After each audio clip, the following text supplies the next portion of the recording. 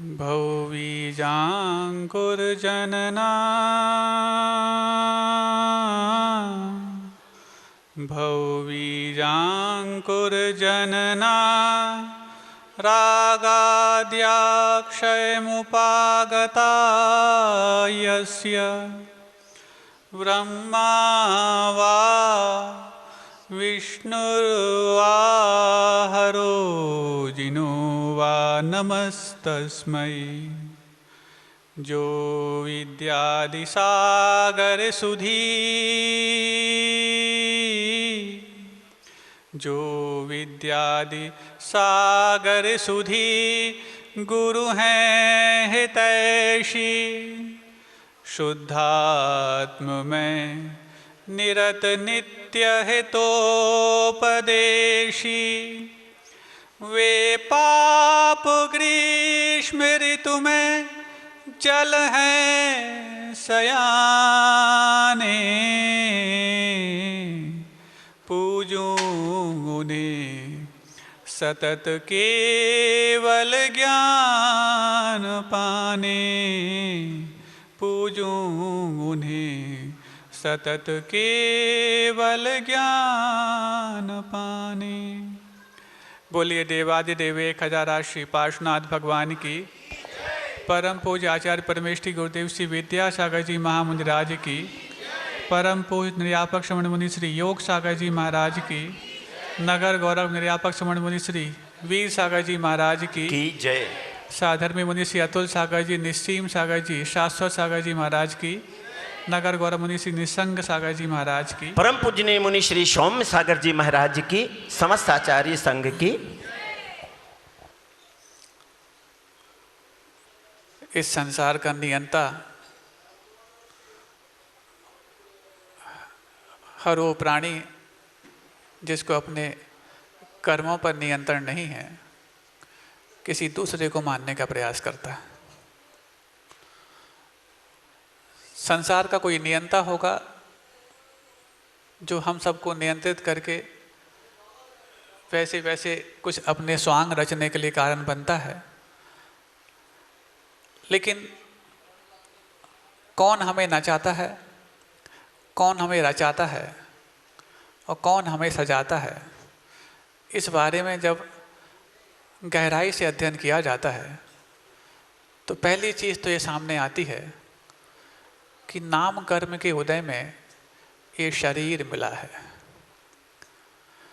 नाम कर्म के उदय में ये शरीर मिला है माना, लेकिन आयु कर्म के उदय में इस शरीर में हम रुके हैं। जब मिला नाम कर्म के उदय में है तो रुकना भी नाम कर्म के उदय में होना चाहिए, लेकिन नहीं। शरीर तो मिल गया नाम कर्म के उदय में, लेकिन शरीर में रुकना हुआ है आयु कर्म के उदय में। और जब शरीर में रुकना और शरीर को मिलना इन दो कर्मों का खेल है, तो संसार में रुकना हुआ है मोहिनी से लेकर के 8 कर्म के उदय में। जब इन सारे रहस्यों को मैं समझता हूँ, उन रहस्यों को समझने के पश्चात किसी दूसरे को नियंत्रित करना अथवा दूसरे से नियंत्रित होने की बात मेरे जीवन में आती है, तो बात वहीं थम जाती है। किसको नियंत्रित करना चाह रहे थे, वो किससे नियंत्रित होना चाह रहे थे। खुद को कर सकते थे, वो कर नहीं पाए, दूसरों को करने में सफल नहीं हो पाए, और अंत में हश्र ये निकला कि किसी को भी नियंत्रित नहीं कर पाए और कोई भी हमें नियंत्रित नहीं कर पाया। जब ये वाली बात अंदर से समझ में आने लग जाती है और भीतर ही भीतर हमारे वो भाव एक सही दिशा की ओर आगे यात्रा करने के लिए कारण बनते हैं, तो फिर बहुत सारी ऐसी बातें भी सामने आती हैं जिनको लेकर के हमारे मन का ऊहापोह शांति की ओर बढ़ने लग जाता है।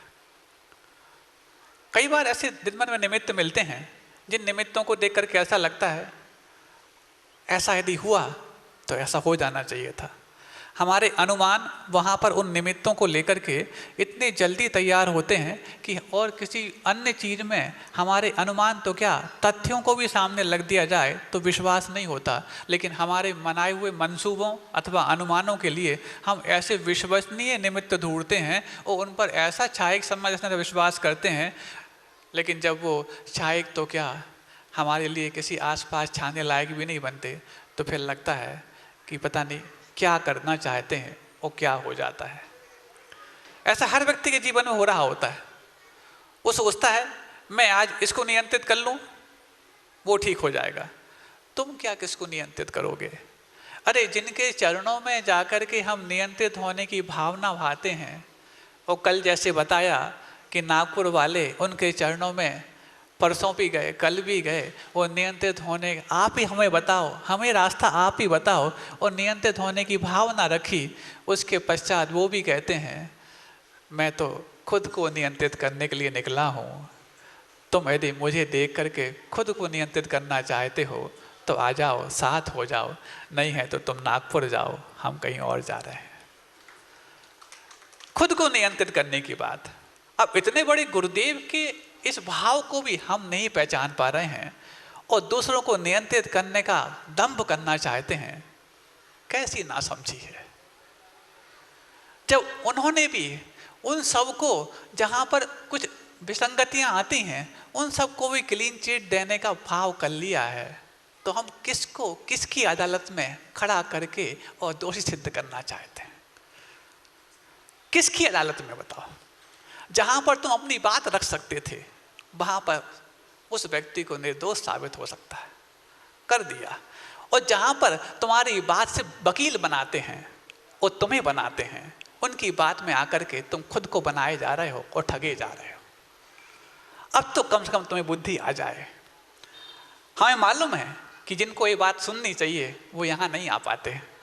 कर्म का उदय है, क्या कर सकते हैं, लेकिन कम से कम ये वाली बात तो समझ में आ जाए। वहीं बजाय कोई बात नहीं, मैं भावना पाता हूँ अंदर से कि बात समझ में आ जाए, कि अब तो समझ में आ जाए कि इस युग के सर्वश्रेष्ठ न्यायाधीश ने भी जब ये कह दिया है मिट्टी डालो और आगे बढ़ो, तो हमारी बुद्धि में मिट्टी क्यों पड़ी हुई है? सर्वश्रेष्ठ न्यायाधीश ने बोल दिया, और इस बात को समझने के बाद भी तुम्हारे अंदर ये भाव पैदा नहीं हो पा रहा है, तो शायद तुम उस व्यक्ति को तो क्या, उस न्यायाधीश को भी तुम आरोपी सिद्ध करना चाह रहे हो। आनी चाहिए बात समझ में। मैं बात कर्मों की कर रहा था, लेकिन कर्म के बीच में नो कर्म आ जाते हैं, इसलिए बात फिसल जाती है कि नाम कर्म के उदय में हमारे लिए शरीर मिला है, लेकिन आयु कर्म के उदय में हम इस शरीर में रुके हैं।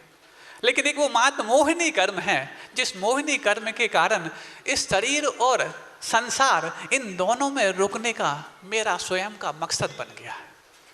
और मोहिनी कर्म मात्र इतना नहीं होता कि किसी से राग हो गया हो, किसी से द्वेष हो गया हो।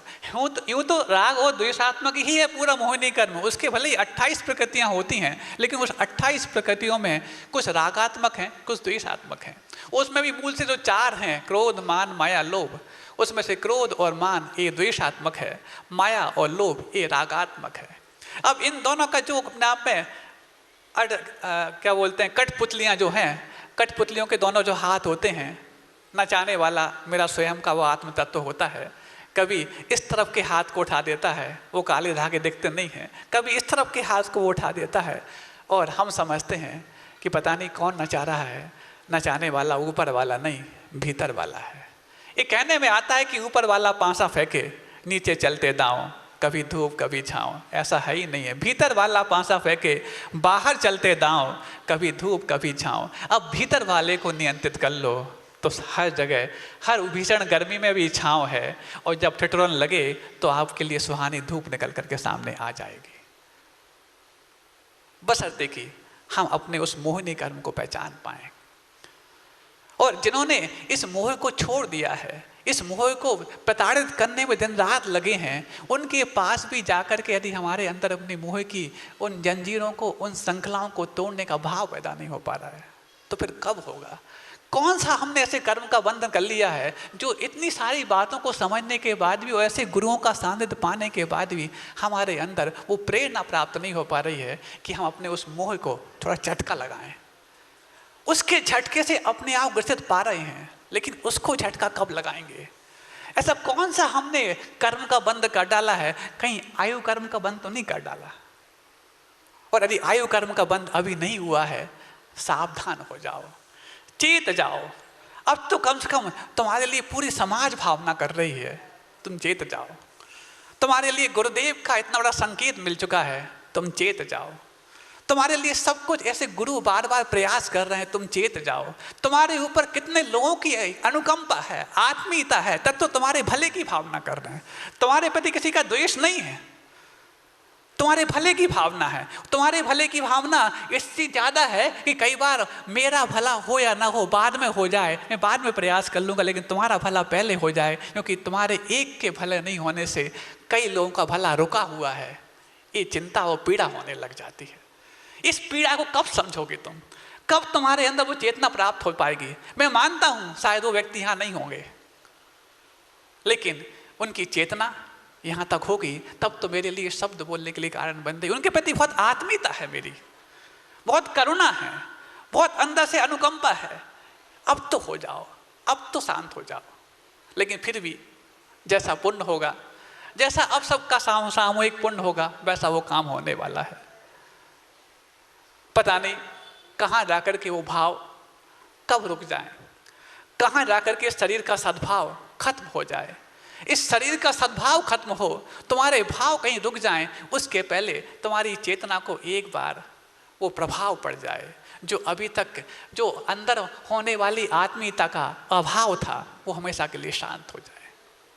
तुम्हारे भले की भावना है, किसी दूसरे से मैं कुछ नहीं कहना चाहता हूँ। किसी दूसरे के लिए होना क्या है यहाँ पर? पुण्य तो इतना है तुम्हारा, इतना पुण्य है, तुम इतने पुण्यशाली हो तुम कि तुम्हारे लिए ऐसे गुरुदेव भी भावना भा रहे हैं, ऐसे संत भी भावना भा रहे हैं। लेकिन पुण्यवान होना इतना बड़ी बात नहीं जितना कि धर्मवान होना है। पुण्यहीन होना इतना खतरनाक नहीं जितना कि धर्महीन होना है। पुण्यवान यदि धर्महीन हो गया तो पुण्यहीन के रास्ते पर बढ़ता चला जाएगा, और पुण्यहीन एक बार धर्मवान हो गया तो हमेशा पुण्यवान के रास्ते पर बढ़ता चला जाएगा। तुम्हें कौन सा रास्ता चुनना है, तुम स्वयं अपनी बुद्धि से सोच लो, और समझ में नहीं आता तो अपने वकील से पूछ लो, और समझ में नहीं आता तो अपने मजिस्ट्रेट से पूछ लो, और ज़्यादा समझ में नहीं आता तो इस जगत के सबसे बड़े न्यायाधीश आचार्य गुरुवर विद्यासागर जी महाराज के चरणों में जाके पूछ लो। तब तो तुम्हें समझ में आ जाना चाहिए था। अब तो तुम्हें समझ में आ जाए किसको दोषी सिद्ध करना चाहते हो, किसको लांछन लगाना चाहते हो, क्या कर लोगे। वैर मात अंत में हाथ में आएगा, बाकी सारे व्यक्ति अपने आप कल्याण के रास्ते पे बढ़ जाएंगे।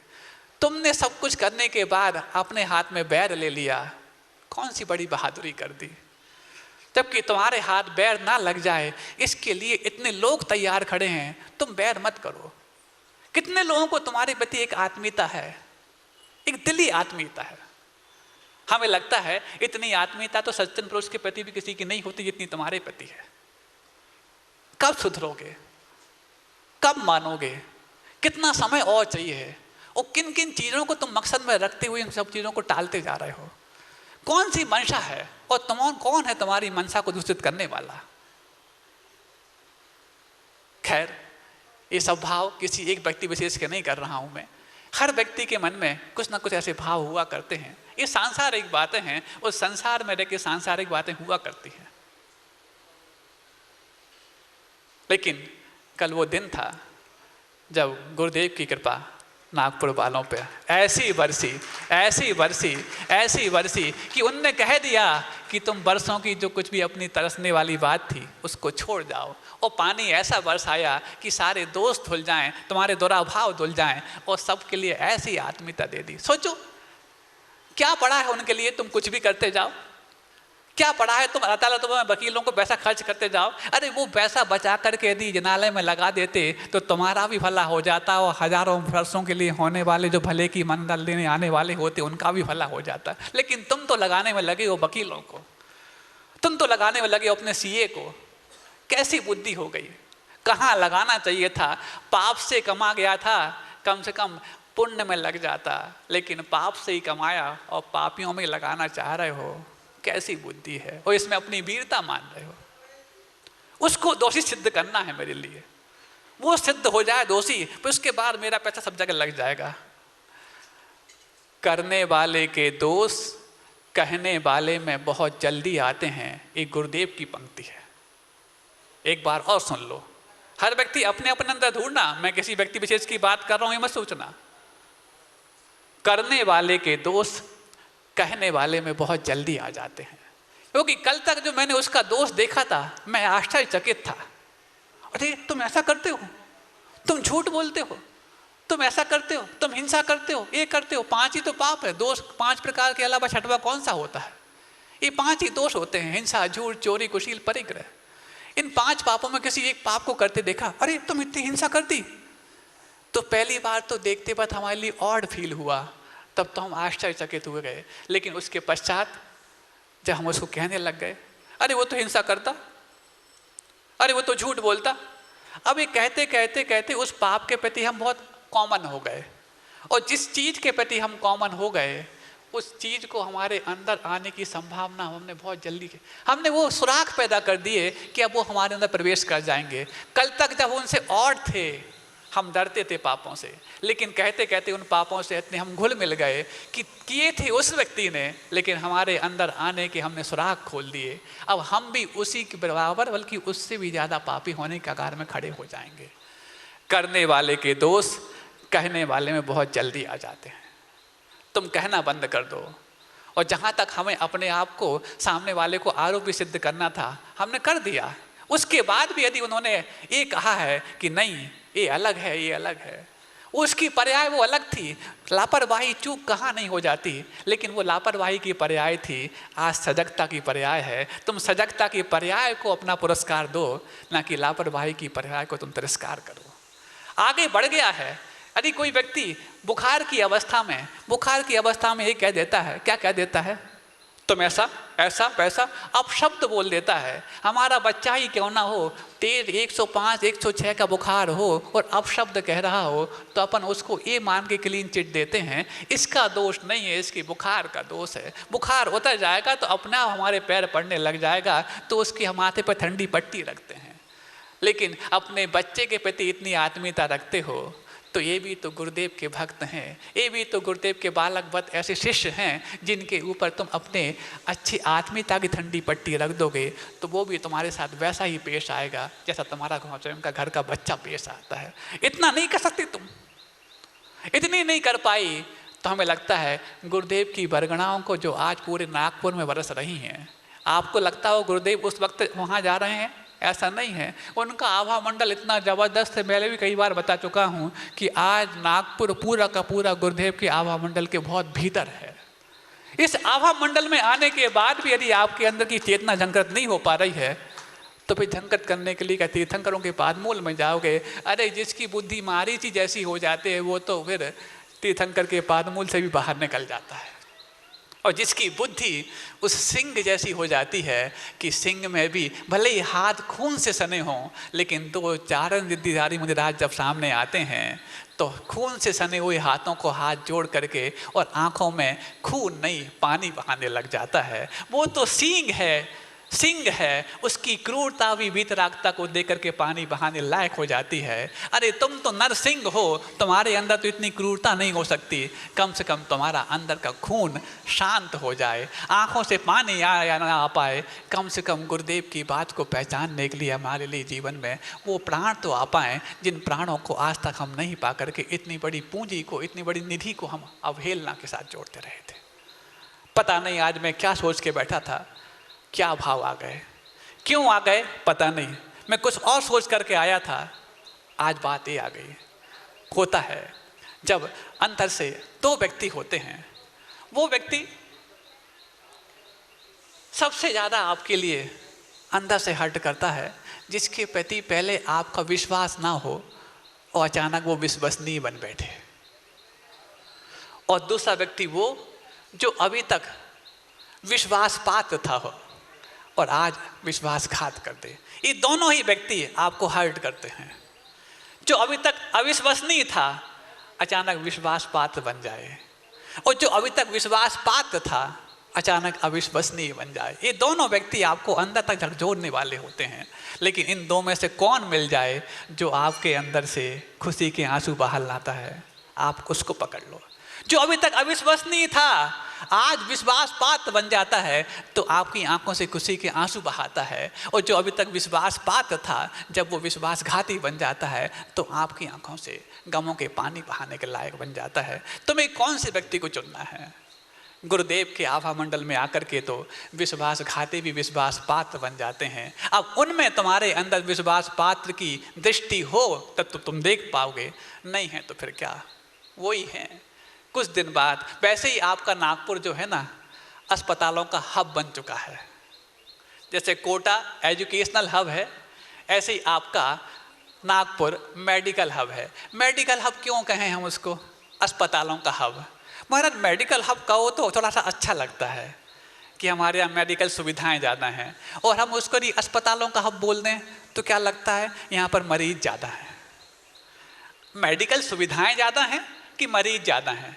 मरीज ज़्यादा हैं तो फिर अलग संकेत जा रहा है, और सुविधाएं ज़्यादा हैं तो अलग संकेत जा रहा है। भैया जब मरीज ज़्यादा होंगे तभी तो सुविधाओं की आवश्यकता पड़ेगी। अब शारीरिक रोगी भी होंगे तो मानसिक रोगी भी होंगे, और शारीरिक रोग तो फिर भी छोटी छोटी अस्पतालों में ठीक हो जाता है, लेकिन मानसिक रोगी ठीक करने के लिए ग्वालियर और आगरा भी कम पड़ते हैं। अब ये बात अलग है कि उसकी व्यवस्था भी नागपुर में कर ली हो तो अलग बात है, बहुत अच्छी बात है। अब दुनिया तो इतनी एडवांस हो रही है, कम से कम मानसिक रोग पनप ना पाए इस बात को तो समझ लो, क्योंकि रोग कोई भी हो वो उपजता मन में है, पनपता तन में है। कोई भी रोग हो, सर्दी खांसी से लेकर के और टीबी कैंसर तक के रोग पहले उपजते मन में हैं, पनपते तन में है। हम सोचते हैं कल हमने ये खा लिया, आज हमारे लिए सर्दी जुकाम हो गया। अरे जो हमने कल खाया तो वो तो एक उत्प्रेरक बना, वो तो एक कैटलिस्ट बना, जो हमने बहुत पहले अपनी मानसिकता में और सर्द और जुकाम के बीज बो दिए थे, वो उत्प्रेरक की तलाश में था और कल वो खाने में आ गया और आज जाके सामने आ गया। हम समझते कल का खाना हो गया इस कारण से ऐसा हो गया, ये गलत बात है। कैंसर भी, टीबी, ये जो गांठ होती हैं, ये गांठ क्या होती है? हमारे अंदर पड़ रही वो कुंठाएं होती हैं, जिन कुंठाओं को बार बार हम जब खोलते नहीं हैं तो वो शरीर में गांठ के रूप में सामने आने लग जाती हैं। इसलिए सबसे पहले यदि आपको अपने शारीरिक रोगों का यदि निराकरण करना है तो पहले मानसिकता को पहले परखो, क्षमादान करना सीखो, माफ करना सीखो, और माफ़ी मांगना भी सीखो। माफ़ी मांगने के लिए आपके लिए एक इंसान बनना पड़ता है, लेकिन किसी को माफ़ करने के लिए आपको भगवान बनना पड़ता है। क्षमा मांगने के लिए इंसानियत पर्याप्त है, लेकिन क्षमा दान करने के लिए भगवान होना अनिवार्य है। तुम्हारे अंदर तो होनहार भगवान बैठा है, तुम क्षमा करके देखो तो सही, कहीं ऐसा ना हो वो होनहार भगवान साक्षात भगवान के वेश में सामने आने लग जाए। तुम्हारे अंदर कितनी काबिलियत है, एक बार तो क्षमा दान करना सीख जाओ। क्षमा वाणी कार्ड पर्यूषण पर्व के एक दिन बाद आप लोग यहाँ से वहाँ बांटते फिरते हो। वो क्षमा वाणी कार्ड आपकी डस्टबिन की शोभा बढ़ाते हैं, लेकिन जो क्षमा वीरों की शोभा बढ़ाता है, जो वीरों का आभूषण माना जाता है, अरे वीरों की शोभा बढ़ाने वाली क्षमा को तुमने डस्टबिन की शोभा के लायक बना दिया। कौन सा काम कर दिया तुमने? तुम्हारे अंदर भगवत सत्ता बैठी है, तुम चाहो तो उसको प्रकट कर लो। तुम्हारे अंदर वो इंसानियत ऊपर ऊंचाई छूने के लिए मचल रही है, तुम चाहो तो उसको ऊंचाई प्रदान कर दो। ऐसे संतों के सानिध्य में आने के पश्चात तुम्हारे अंदर भगवतपना थोड़ा तो सही प्रकट होना ही चाहिए। इंसान बन जाओ, भगवान बनने में देर नहीं लगेगी, क्योंकि ये चोला तो आज रोबोट को भी मिल चुका है और नागरिकता भी रोबोट को मिल चुकी है। यदि तुमसे ज़्यादा समझदार अब रोबोट साबित हो रहा है तो तुम किस बोट को देना चाहते हो, किस खोट को निकालना चाहते हो, पहले सीख लो। बहुत अंदर से मेरे अंदर आज आत्मीयता मुझे झकझोर रही है, तब तो मेरे अंदर से ये शब्द निकल रहे हैं, क्या कहना चाह रहा हूँ, क्या मैं बोल रहा हूँ। ये तुम्हारी प्रति आत्मीयता है, तुम्हारा पुण्य है जो ऐसा बोलने के लिए मुझे मजबूर कर रहा है। बस मिल जाओ। अरे तुम अपने रिश्तेदार की बात मान लेते हो, तो अपने पड़ोसी की बात मान लेते हो, तो अपने वकील की बात मान लेते हो, क्या हम उससे भी गैबीते हो गए कि तुम साधु की बात ना मान पाओ? इतने गैबीते हो गए क्या? ये आत्मीयता तुम्हारे प्रति क्या इतना अंदर से परिवर्तन लाने की पर्याप्त नहीं हो पा रही है क्या? हो जाओ तुम, और कोई बड़ी बात नहीं कि जितना बड़ा आशीर्वाद कल गुरुदेव ने दिया है नागपुर वालों के लिए, वैसा ही आप भी अपने जीवन में करके और इस आशीर्वाद के असली हकदार हम थे हैं, इस सिद्ध कर सकते हो। आज ही हो जाओ एक। मैं इन्हीं भावनाओं के साथ कि आपके अंदर वो परिवर्तन आ पाए, क्योंकि एक अंतिम बात मैं और कह दूं, समय भी हो गया लगभग, कि तुम अस्पतालों को देते हो, तुम अस्पतालों को देते हो ताकि तुम किसी मरीज के साथी बन पाओ। तुम अस्पतालों को देते हो ताकि किसी तुम मरीज के साथी बन पाओ।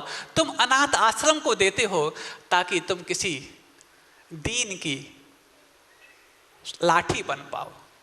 तुम अस्पतालों को देते हो ताकि तुम किसी मरीज के साथी बन पाओ। तुम अनाथ आश्रम को देते हो ताकि किसी दीन की रोटी बन पाओ। और तुम वृद्धाश्रम को देते हो ताकि किसी वृद्ध की लाठी बन पाओ। अरे एक बार तुम जनालय को देके देखो ताकि किसी दिशाहीनों की दृष्टि बन पाओ। तुम्हारे अंदर दिशाहीनों की दृष्टि बनने लायक सामर्थ्य है, तुम कहाँ लुटाना चाहते हो। तुम यदि इसमें कुछ लुटाते हो तो यहाँ पर हर बार तुम्हारे लिए वृद्धों की लाठी बनना, हर बार तुम्हारे लिए दीनों की रोटी बनना, हर बार तुम्हारे लिए दृष्टिहीनों की दृष्टि बनने की प्रेरणा मिलती रहेगी। इसलिए इसको भी तुम अस्पतालों से बढ़ करके और परोपकार से बढ़ करके और कहना चाहिए वृद्धाश्रम अनाथाश्रम से बढ़ करके एक केंद्र मानो। क्योंकि एक बार आप अस्पताल में दे आते हो तो वहाँ पर नाम लिखाने की आपके अंदर मनसा पैदा हो जाती है। एक बार वृद्धाश्रम में दे आते हो तो वहाँ पर तुम्हारा व्हाट्सएप निकल जाते हैं। एक बार तुम यहाँ लगा के देखो, हजारों वर्षों तक तुम्हारा पुण्य तुम्हारा पीछा करता रहेगा। इस चीज़ के तुम्हारे अंदर यदि भाव पैदा हो जाए तो अस्पताल भी तुम्हारे अंदर से तुम्हारे परिवार से दूर हो जाएंगे। भले ही तुम अस्पतालों को कितना भी दान देते जाओ, उसको मैं मना नहीं करना चाहता। करके देखो, दिशाहीनों को दृष्टि जिनालय से मिलने वाली है। क्योंकि ऐसे जिनालयों में ही दिशाहीनों को बार बार दृष्टि देने वाले ऐसे संत आ पाते हैं और ऐसे संतों को ही हमारे जीवन में प्राप्त करके हमको धन्य हो पाते हैं। आपका जीवन धन्य हो। इन्हीं भावनाओं के साथ मैं परम पूज्य बड़े महाराज से निवेदन करता हूँ कि वे अपनी अमृतमय वाणी से हमें कृतार्थ करें। दुर्लभ गुरु का दर्श है, दुर्लभ गुरु का साथ, दुर्लभ उठना गुरु नजर, दुर्लभ सर पर हाथ, दुर्लभ गुरु संकेत हैं, दुर्लभ तत्पालन, दुर्लभतम गुरु चरण में है समाधि धारण।